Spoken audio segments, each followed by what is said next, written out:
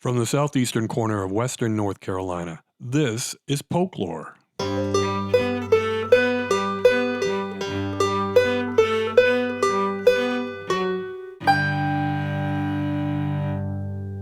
I'm your host, James Hernishan. E pluribus unum. For most of the first 2 centuries of this country's existence, that was the unofficial motto of the United States of America. Its 13 letters represent the 13 colonies that joined forces to free themselves from the autocratic rule of a king and replace them with a government of the people, by the people, and for the people. In case you've forgotten, e pluribus unum is Latin for out of many, one. It's a shame that the paranoia of the early years of the Cold War convinced Congress to replace the phrase with "In God We Trust."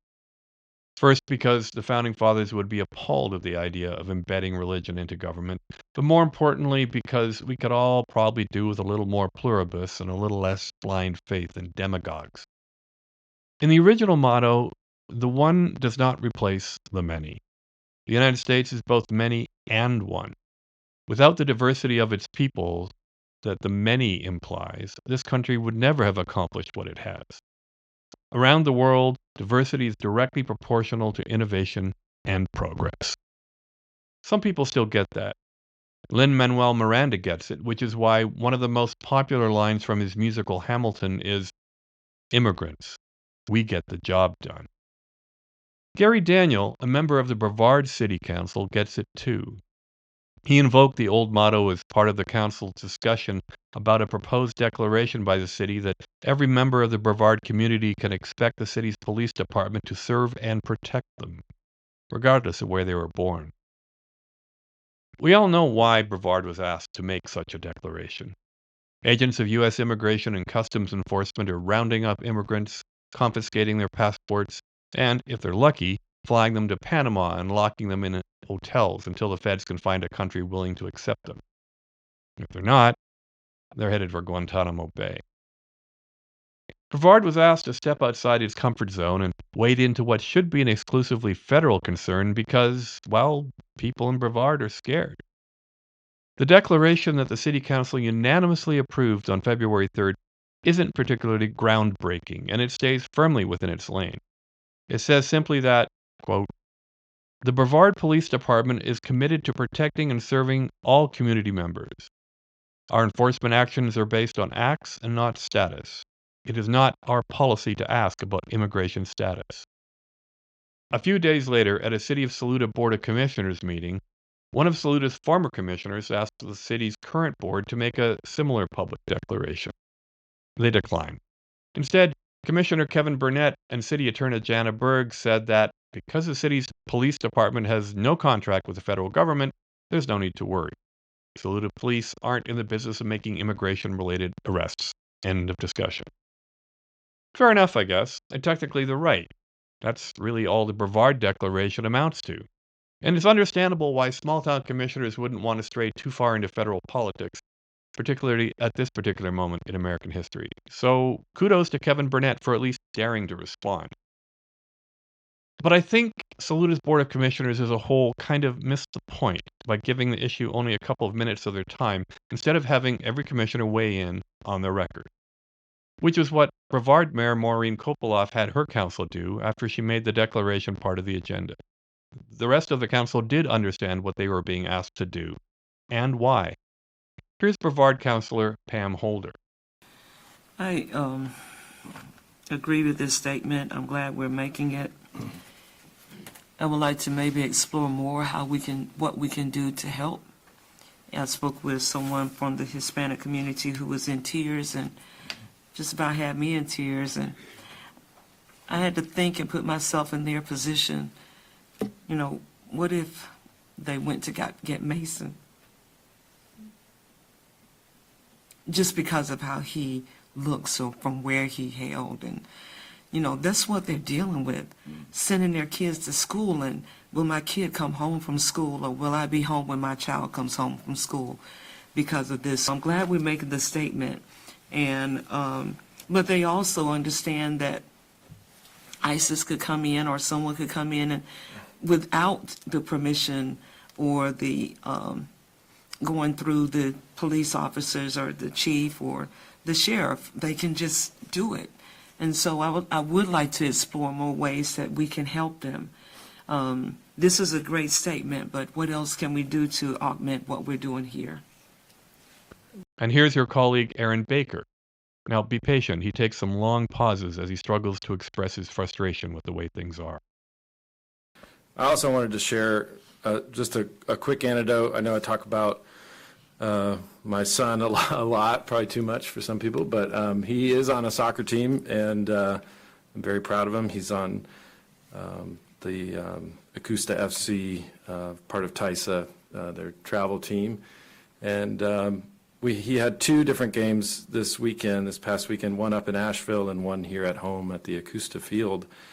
And when he played in Asheville with the U13 team, there were 3 notable absences on his soccer team.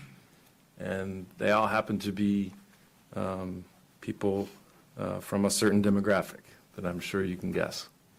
And I don't know why they weren't at that game, but I know that they haven't missed any other games. And it's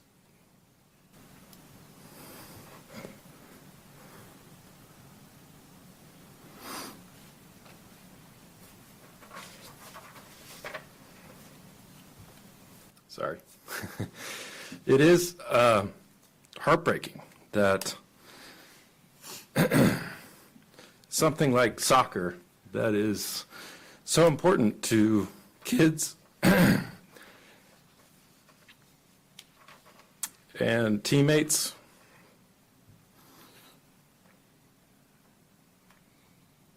is being affected by some very small, very insecure people. And I know this doesn't solve any of that, but it is, I think, an important step for us all to make, and I'm glad that we're making it. The thing that Brevard's municipal politicians understand that some others don't, or don't want to publicly admit, is that people are looking for reassurance in troubling times. And in addition to friends and neighbors fearing for the safety of their families, others are losing their jobs. It's not just happening in Washington. For example, the Pisgah National Forest's only wildlife biologist was fired, illegally, along with another 3,400 Forest Service employees, for no reason other than the richest man in the world, who just happens to have the ear, if not the entire brain, of the president, has decided that such jobs are a waste of money. Never mind that how wildlife responds to the massive ecological devastation that came with Tropical Storm Helene is probably something we should be paying attention to. I, for one, was shocked to learn that the Pisgah National Forest had only a single wildlife biologist to oversee 500,000 acres. And now we have none. A Forest Service program manager told the Asheville Citizen-Times that the firings, quote, pose a major threat to the Helene recovery effort and future wildlife response. It's going to cost $1 billion to fix the Blue Ridge Parkway. Here in Polk County, the banks of the Green River are being cleared of unbelievable numbers of uprooted trees and the remains of the homes that used to stand along its banks, thanks to contractors working for the Army Corps of Engineers. But given that the Elon Musk-directed cost-cutting is now focusing on the Pentagon, there is no reason to assume that the river will ever be back to anything approaching a condition that makes it attractive to paddlers. In case you hadn't noticed, neither the kids nor the adults are all right. Things are falling apart. The center is not holding. The Department of Education, which supplies 12% of Polk School's budget, is very possibly going to be dissolved in the near future. Some municipal grants approved under the Biden administration for critical infrastructure projects in this county are on indefinite hold. I don't know what to do about it. I don't know how to respond. I don't know what role this podcast should play. Neither, apparently, does anyone else. The Republican Party has surrendered any pretense of allegiance to the Constitution, let alone conservative principles. The Democratic Party, now that it has no control over any of the branches of the federal government, is doing a pretty good impression of a deer caught in the headlights. Were county and city governments designed to deal with profound disruption of the political status quo? No, they weren't. Did county and city politicians sign up for this kind of thing when they swore their oaths of office? No. Can small town America put an end to the financial lunacy of tariffs on imports that will do nothing but drive prices higher? Can it save Ukraine from Russia? Can it convince our new health secretary that the millions of lives that vaccines have saved mean vaccines are actually a good thing? No, and I doubt it. But here's the thing. Small town America politicians did swear to defend the Constitution. And if the federal government won't do its job, and if the state is paralyzed by a legislature and a governor who can't agree on anything, then the people are going to turn to local government, to the people they know. Maybe not for guarantees that everything will be okay, but at least a few words of assurance that they're not alone. Is that really too much to ask? Maybe Saluda should be giving the Brevard Declaration another look. Maybe Tryon, Columbus, and Polk County should be too. Would it make a big difference at the practical level? Probably not. But at the very least, it might help turn down our collective anxiety a few notches. I think Benjamin Franklin was onto something when he warned that unless we as a community of people who believe in certain self-evident truths about the fundamental value of each human being hang together, then we shall all hang separately. Thanks for letting me unload. In the weeks and months ahead, I'm going to try to keep folklore focused on Polk County, as it always has been. But I hope you won't be too disappointed if I make even more of an effort to bring big-picture ideas down to the local level. Like everyone I know, I'm struggling to make sense of everything and how I fit into whatever plan we come up with to save what's left of democracy. If you have any ideas, please share them by emailing jamesh@folklore.com. I'm going to leave you with a clip from a 92-year-old inauguration speech by FDR. This is preeminently the time to speak the truth, the whole truth, frankly and boldly. Nor need we shrink from honestly facing conditions in our country today. This great nation will endure as it has endured, will revive and will prosper.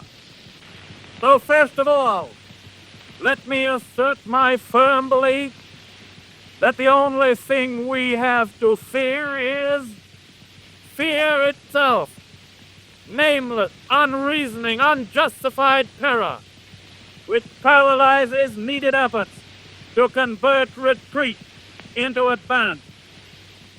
In every dark hour of our national life, a leadership of frankness and of vigor has met with that understanding and support of the people themselves, which is essential to victory. And I am convinced that you will again give that support to leadership in these critical days.